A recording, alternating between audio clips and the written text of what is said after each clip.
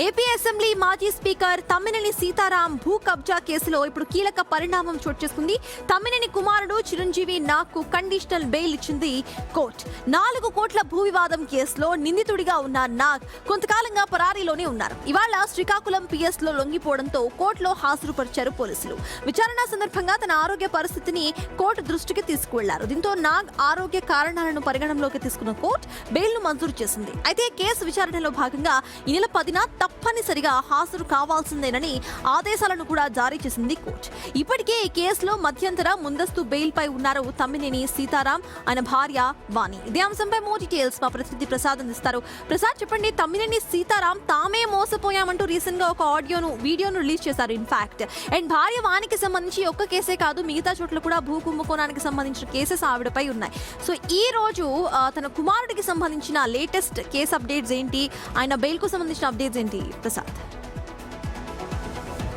ఈ 4 కోట్ల విలువైన ఈ భూ కబ్జా కేసులో మొత్తం 13 మంది నిందితులుగా ఉన్నారు. తమ్మినేని ఫ్యామిలీ నుంచి 3 ఉన్నారు. అందులో A5 గా చిరంజీవి నాగ్ తమ్మినేని సీతారాం కొడుకున్నారు. ఆయన ఈ కేసు నమోదైనప్పటి నుంచి గత 15 రోజులుగా పరారీలో ఉన్నారు. నిన్న హఠాత్తుగా వచ్చి ఏ పోలీస్ స్టేషన్ లో కేసు నమోదైందో అక్కడ లొంగిపోయారు.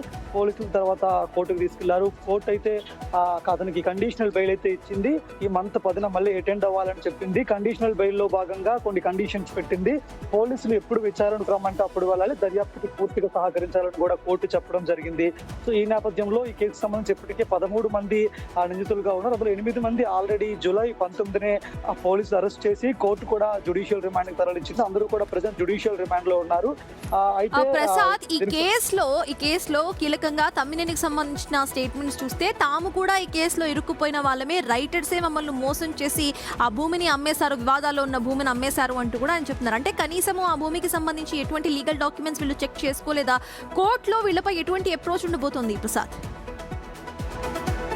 మొదటి నుంచి తాము కూడా బాధితులమే అని చెప్పి తమ్మినేని ఫ్యామిలీ చెప్పుకొస్తుంది. ఈ ల్యాండ్ మేము కొనేటప్పుడు కూడా మధ్యవర్తులు, డాక్యుమెంట్ రైటర్స్ వాళ్ళు ఏవైతే చూపించారో దాన్ని మేము నమ్మి తీసుకున్నాము. కొన్ని తర్వాత మాకు తెలిసిందే. తర్వాత వెంటనే మేము న్యాయం కోసం అటు సివిల్ కోర్టులో కూడా కేసు ఇస్తాము. అది నడుస్తూ ఉంది ప్రెజెంట్. అయితే ఆ వెనక ఏం జరిగిందో మాకు కూడా తెలియదు. కానీ అన్యాయంగా ఈ కేసులో ఇరికించారంటూ కూడా వాళ్ళు చెప్తున్న పరిస్థితి. ఒకవైపు సివిల్ కోర్టులో ఈ కేసు నడుస్తుండగానే ఆ టీడీపీ కక్షపూరితంగా కావాలని ఇప్పుడు criminal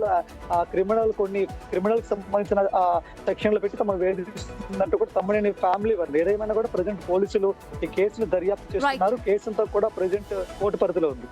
right, thank you Prasad. మొత్తానికి తమ్మినేని శ్రీనివాస్ కు సంబంధించిన కోర్టు కేసు ఇంకా కఠినతరంగా మారుతుంది. ఇప్పటికే కొడుకు బెయిల్ ఇచ్చినా ఖచ్చితంగా రేపు జరిగే విచారణకు హాజరు కావాల్సింది అంటూ కూడా తేల్చి చెప్పింది కోర్టు.